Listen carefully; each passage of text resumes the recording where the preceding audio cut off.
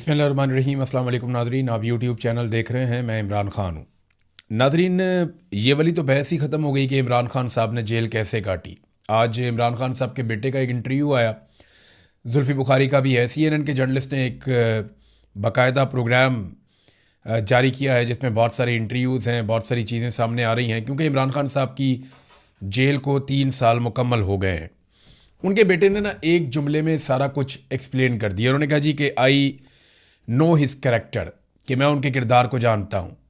Imran Khan is very very hard to shake, कि इमरान खान को तोड़ना जो है वो बहुत ही मुश्किल है, आप नहीं तोड़ पाएंगे। ये इमरान खान के बेटे ने कहा। बेटे से ज़्यादा बाप को कौन जानता है। तो ये वाली तो बहस ही ख़त्म हो गई ना कि इमरान खान ने जेल कैसी काटी, बहादुरी से काटी या नहीं काटी, वो अपने मौक़िफ़ पर डटा रहा या नहीं डट सका। ये वाली बहस ख़त्म हो गई। आज अगर कोई ये कहता है कि इमरान खान से ज़्यादा बहादुरी से नवाज शरीफ ने या जरदारी ने जेल काटी, तो वो अपने आप को धोखा दे रहा है। इमरान खान साहब का मुकाबला इन लोगों से अब है ही नहीं। यानी ये तो अपने आप को भी धोखा देने वाली बात है और पब्लिक को भी धोखा देने वाली बात है अगर कोई सवाल उठाए इस वक्त ये कि इमरान खान ने जेल कैसे काटी है। देखिए, इतनी सख्त जेल काटने के पीछे ना एक वजह यह है कि इमरान खान बेगुनाह थे।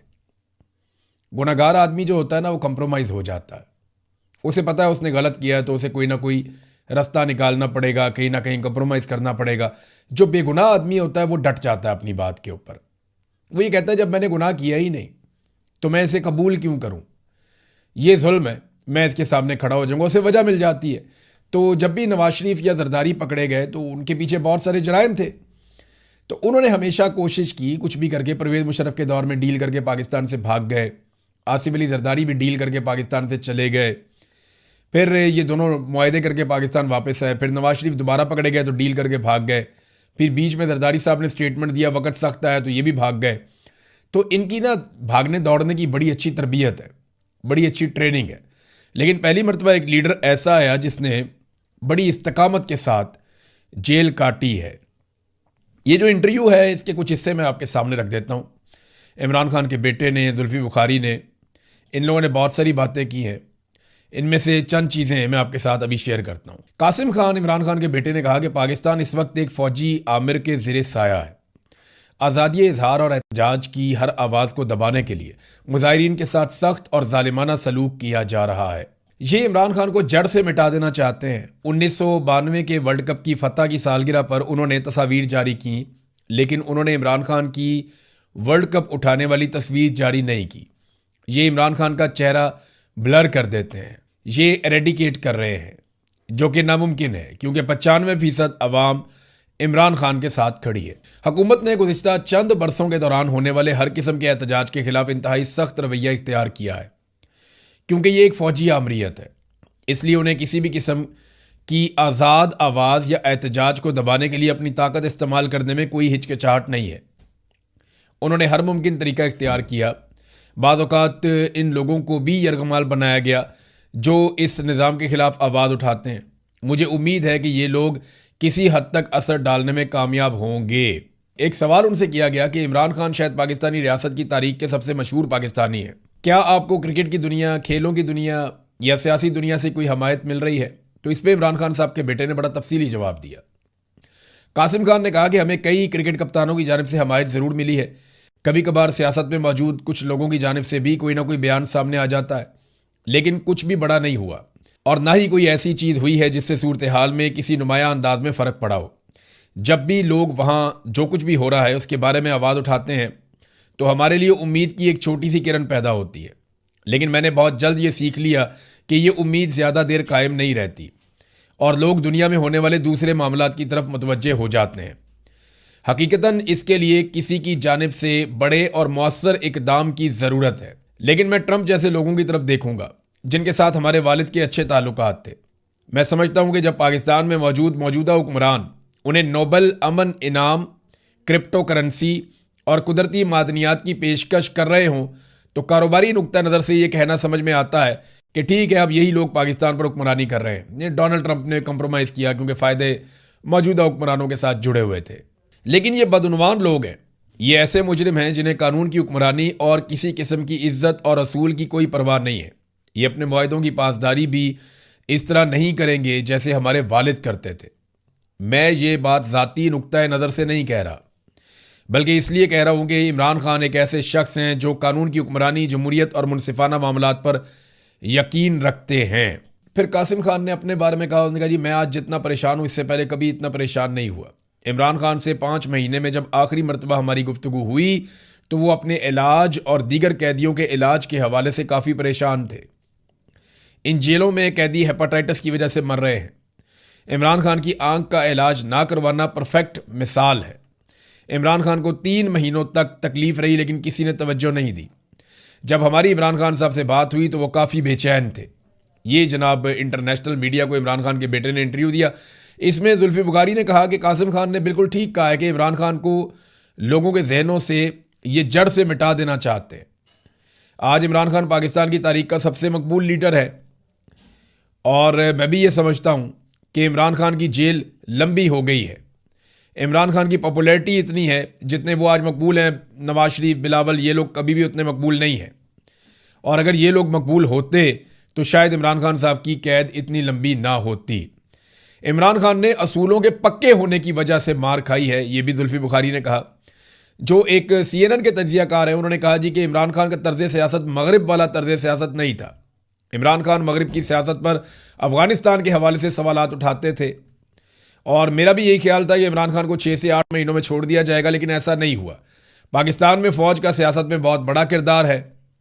अमेरिका के लिए इंसानी हकूक़ बड़े मानी रखते हैं। तो ये एक इंटरव्यू था जिसमें बहुत सारी चीज़ें शामिल थी इमरान खान साहब को लेकर, लेकिन इमरान खान साहब को बिल्कुल कैद तन्हाई में रखा हुआ है। 3 साल मुकम्मल हो गए हैं और निज़ाम इसके बावजूद एक कदम आगे नहीं बढ़ पाया। आज क्योंकि 3 साल मुकम्मल हो गए तो पाकिस्तान तहरीक इंसाफ ने एहतजाज करना था, तो उन्होंने एहतजाज किया। बड़े पैमाने पर लोग निकले, पंजाब के मुख्तलिफ शहरों में निकले, कराची में निकले, सिंध में निकले, लोगों ने बलूचिस्तान में एहतजाज किया। खैबर पख्तूनख्वा में जो जलसा है वो रिपोर्टिंग मैं आपको अगले वीलॉग में करूँगा, तफसील के साथ बताऊँगा कैसा जलसा हुआ, किस नौइयत का जलसा हुआ। लेकिन वहाँ पे सरकार ने किन चीज़ों पर पाकिस्तान तहरीक इंसाफ के लोगों पर जोर डाला है वो मैं आपको अभी बता देता हूँ। पंजाब में बड़ा क्रैकडाउन किया गया पाकिस्तान तहरीक इंसाफ के कारकुनों पे, और ये क्रैकडाउन गुज़िश्ता चंद दिनों से जारी था। पुलिस लोगों के घरों पे, डेरों पे छापे मार रही थी, दफातर पे छापे मार रही थी। और अब बिलाखिर जब लोगों ने एहतजाज किया तो लोग निकल आए। लाहौर ऐवान अदल के मनाज़िर हमने देखे, बड़े पैमाने पे लोग निकले, बहुत सारी गिरफ्तारियां भी हुई, कई और जगहों पे भी गिरफ्तार किया गया पाकिस्तान तहरीक इंसाफ के कारकुनों को। अलग अलग शहरों में एहतजाज हुआ, सरगोदा में बहुत बड़ा एहतजाज हुआ, गुजरावाला में, सियालकोट में, रावलपिंडी में, हर जगह पाकिस्तान तहरीक इंसाफ के मियाँ वाली में लोग निकले हैं। ऐसा नहीं है कि नहीं निकले, लेकिन जितने बड़े पैमाने पर निकलने चाहिए थे वो नहीं निकल पाते। उसकी वजह यह है कि हसीना वाजिद वाली पॉलिसी रखी हुई है मरीम नवाज़ ने पंजाब में। आसिम मुनीर और मरीम नवाज़ ने इतना जुल्म किया पंजाब के अंदर, इतना जबर किया पंजाब के अंदर कि लोगों को कुचल कर रख दिया। तो लोगों के लिए बड़ा मुश्किल है कि वो अब निकल कर एहतजाज करें। मिडिल क्लास होती है, आपको पता है। हाँ, लेकिन जिस दिन सारे निकलेंगे उस दिन फिर आप देखिएगा यहाँ पे तमाशा क्या लगेगा पंजाब में, और वो दिन हम भी देखेंगे, आप भी देखेंगे। बहरहाल पाकिस्तान तहरीक इंसाफ ने गिरफ्तारियों के बावजूद एहतजाज ज़रूर किया है। पेशावर से जब जलसे के विजुअल्स आएंगे आपके साथ मैं शेयर करूँगा। वहाँ पे सरकार ने मना किया है सुहेल अफरीदी और उनकी टीम को कि आपने लॉन्ग मार्च की तारीख का ऐलान नहीं करना। हम आपके साथ कुछ मामला तय कर रहे हैं, कुछ चीज़ें बेहतर हो जाएंगी, आप लॉन्ग मार्च की तारीख देने से गुरेज करें और लॉन्ग मार्च में जाने से या इस किस्म की कोई हिकमत अमली बनाने से आप गुरेज करें। यह कहा गया सरकार की जानिब से पाकिस्तान तहरीक इंसाफ की क़यादत को।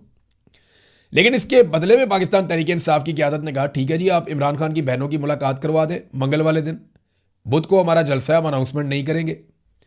इमरान खान साहब से जेल में मुलाकात कराएं इमरान खान साहब की बहनों की, और जो बातचीत होती है वो बातचीत हमें पता चल जाए। इमरान खान साहब जो कहेंगे हम वैसे आगे बढ़ जाएंगे।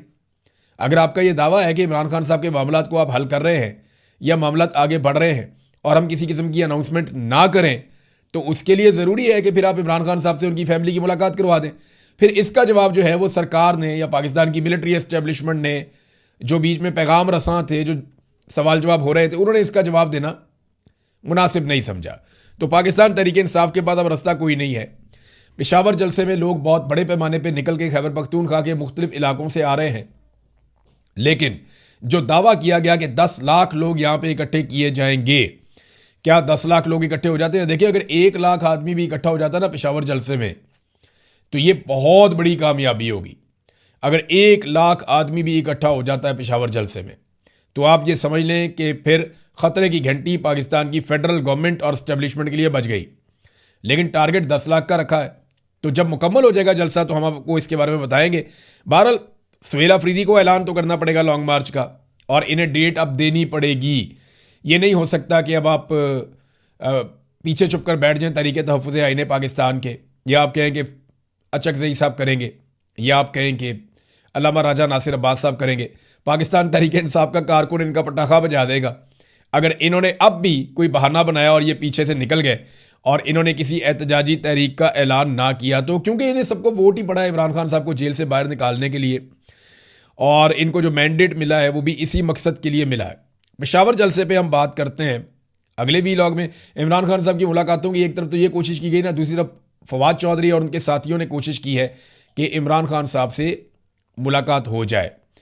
उसके लिए उन्होंने एक दरख्वास्त भी जमा करवा दी है। दरख्वास्त जमा करवाई अदालत के अंदर, और उस पर जो मौक़िफ़ है वो ये है कि हम इमरान खान के दोस्त हैं, जेल हुकाम की जानिब से उनके साथ रवा रखे गए मुबैना ज़ालिमाना रवैये और उनकी बिगड़ती सेहत पर नहायत परेशान हैं और शदीद तशवीश का हम शिकार हैं। तो फवाद चौधरी, महमूद मौलवी, इमरान इस्माइल, बैरिस्टर सैफ, इन लोगों ने नेशनल डायलॉग कमेटी की जानिब से इमरान खान साहब से मुलाकात के लिए इस्लामाबाद हाई कोर्ट में दरख्वास्त जमा करवा दी है। वो कहते हैं जी हम मिलना चाहते हैं। वो कहते हैं जी हम ये समझते हैं कि मुलाकात की इजाज़त दी जाए, और एस्टेब्लिशमेंट से दरख्वास्त करते हैं कि फैसिलिटेट किया जाए और मुलाकात करवाई जाए। देखें, ये मुलाकात एस्टेब्लिशमेंट की या आसिम मुनीर की मर्ज़ी के बगैर तो होगी नहीं, और उनकी शराइत के ऊपर ही मुलाकात होगी अगर होगी तो फवाद चौधरी का या उनके साथियों का ये मानना है कि कोई रास्ता निकाल कर इमरान खान को फ़िलहाल बाहर लाना चाहिए जेल से, और इस वक्त एस्टेब्लिशमेंट के साथ लड़ाई रोक देनी चाहिए। ये इनका मौक़िफ़ है। इन्हें यह लगता है कि इमरान खान साहब को बाहर निकालें और एस्टेब्लिशमेंट के साथ फ़िलहाल इस लड़ाई को रोक दें, क्योंकि इससे इमरान खान साहब को बाहर निकालने में मदद नहीं मिल रही, और जब तक इमरान खान बाहर नहीं आएंगे कोई फ़ायदा होगा नहीं। नाज़रीन, ये तशद्दुद जो हुआ कारकुनों के ऊपर या गिरफ्तारियाँ हुई, उसमें एक सहाफ़ी हैं नातिक रेहान, ये आज टीवी के जर्नलिस्ट हैं लाहौर में। इनको पुलिस वाले डंडे मार मार के घसीट के लेकर जा रहे थे। मैंने वो वीडियो देखी, वो बड़ी तकलीफ हुई कि यार एक सहाफ़ी हैं, आप उन्हें डंडे मार रहे हैं, आप घसीट कर लेकर जा रहे हैं, आसपास आपको सारे सहाफ़ी आवाज़ें लगाकर बता रहे हैं, वो खुद भी बता रहे हैं कि मैं जर्नलिस्ट हूँ। लेकिन ऐसे पागल हो गए ना पंजाब पुलिस वाले, इन्हें अच्छा ये हमेशा से इनकी तरबियत ही है। ये चाहे इमरान खान की हुकूमत हो, चाहे आसिफ अली जरदारी की हुकूमत हो, चाहे परवेज़ इलाही की हुकूमत हो, चाहे शहबाज शरीफ की हुकूमत हो, परवेज़ मुशर्रफ का डिक्टेटर जैसा बंदा बैठा हो, कोई भी हो, ये पंजाब पुलिस को या पाकिस्तान की पुलिस को ये आदत पड़ी हुई है कि ये गरीब और कमज़ोर आदमी को देखते ही इन्हें गुस्सा आ जाता है और ये डंडों की बारिश कर देते हैं। यानी एक बंदा अगर पैंट कोट पहन के, अच्छे कपड़े पहन के बड़ी गाड़ी के अंदर जाए ना, तो ये पुलिस वाले बिला वजह सल्यूट ठोकते हैं। गरीब आदमी हो, चाहे जितना मर्जी इज्जतदार है, मोटरसाइकिल पे जा रहा है, गरीब आदमी है, उसके कपड़े इतने कीमती नहीं है, तो उसको गिरेबान से पकड़ते हैं, चाहे वो जितना मर्जी इज्जतदार हो। तो ये जर्नलिस्ट हैं, उन्होंने शलवार कमीज पहनी हुई, उनको मार रहे हैं सारे पकड़ के। साफ़ी बता भी रहेंगे यार जर्नलिस्ट है, ना मारो। बहरहाल उन्हें छोड़ दिया गया है और पुलिस ने कहा जी हमसे गलती हो गई, लेकिन ये गलती नहीं है, ये रवैया है, ये पुलिस का रवैया है कि जहाँ पे किसी कमज़ोर को देखो मारना शुरू कर दो, ज़्यादती शुरू कर दो। नाज़रीन, आज यौम इस्तेहसाल कश्मीर भी मनाया जा रहा है, ये भी बात हमें अपने जहन में रखनी है। यानी 5 अगस्त को इमरान खान साहब गिरफ्तार हुए, ये पाकिस्तान का सबसे बड़ा मसला है।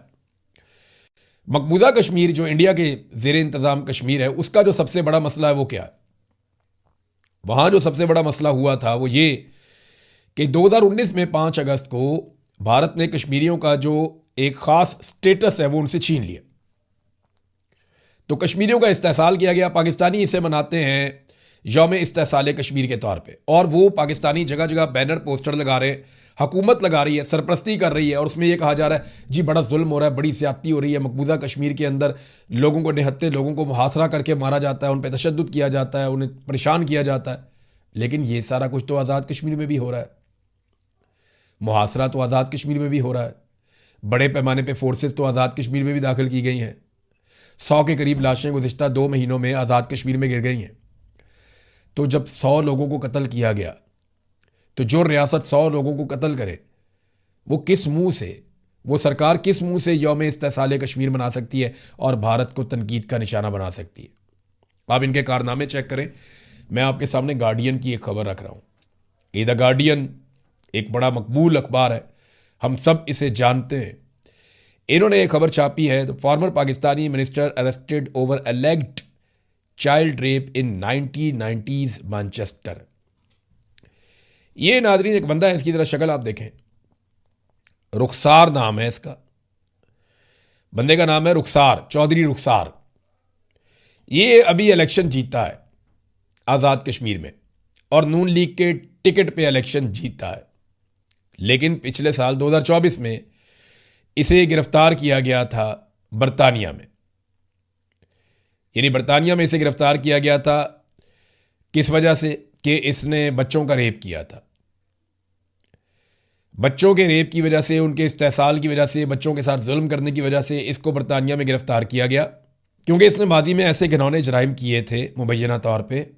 और बरतानिया में ये सारा मामला तब खुला था जब बहुत सारे जो बच्चे बड़े हो गए वो बताना शुरू हो गए, बहुत सारे लोगों ने राज खोल दिए कि जनाब ये बंदे हैं जिन्होंने ये जुर्म किए थे। तो 2024 में, उससे पहले ये सिलसिला एक्चुअली शुरू हो गया था, 2024 में इसको गिरफ्तार कर लिया गया था चौधरी रुखसार को। तो ये पाकिस्तान वापस चला गया अपनी बेल करवा के। अब इसको पेश होना था मैनचेस्टर में पुलिस के सामने अपनी बेल के सिलसिले में, इसी केस के सिलसिले में, लेकिन ये पुलिस के सामने पेश नहीं हुआ और उसने बहाना वहाँ से ये बनाया कि जनाब ये बीमार है और ये ट्रैवल नहीं कर सकता। लेकिन उस बीच में सोशल मीडिया पे वीडियोस आई तो उन्हें पता चला बरतानिया में पुलिस को, सिस्टम को, कि भाई ये बंदा तो कैंपेन चला रहा है अपना इलेक्शन लड़ने के लिए। तो ये 62 साला चौधरी रुखसार ने माजी में मुबैना तौर पे बच्चों के साथ जिनसी ज़्यादती की हुई है बरतानिया में। इस बुनियाद पे ये गिरफ्तार भी रहा, तो ज़मानत करवा के ये पाकिस्तान चला गया। अब ये वापस जाके वहाँ पे शामिल तफ्तीश नहीं हो रहा या उनके सिस्टम को जवाब नहीं दे रहा और पाकिस्तान में इलेक्शन लड़ रहा है। नून लीग ने इसे टिकट दी और पाकिस्तान की मिलिट्री एस्टेब्लिशमेंट ने इसे मेंबर पार्लियामेंट बना दिया जाली फार्म 47 के ऊपर। ये हो रही है जी पाकिस्तान में सियासत, और ये कर रही है पाकिस्तान की एस्टेब्लिशमेंट पाकिस्तान में। बलूचिस्तान से एक मरतबा फिर बड़ी खौफनाक खबरें आई हैं, ये मेरे साथ मौजूद हैं, मेरे सामने, मैं इन्हें देख रहा हूँ। लेकिन इन चीज़ों पे हम बात करेंगे बाद में। एक कौमी हुकूमत बनाने की भी बात की जा रही है, उस पर चेयरमैन बैरिस्टर गौहर का एक स्टेटमेंट है, उसकी बड़ी बाज़गश्त है। ये सारी चीज़ें जो है वो आपके सामने हम रखेंगे अगले वीलॉग में। अब तक ले इतना ही, अपना ख्याल रखिएगा, अपने इस चैनल का भी। अल्लाह हाफ़िज़।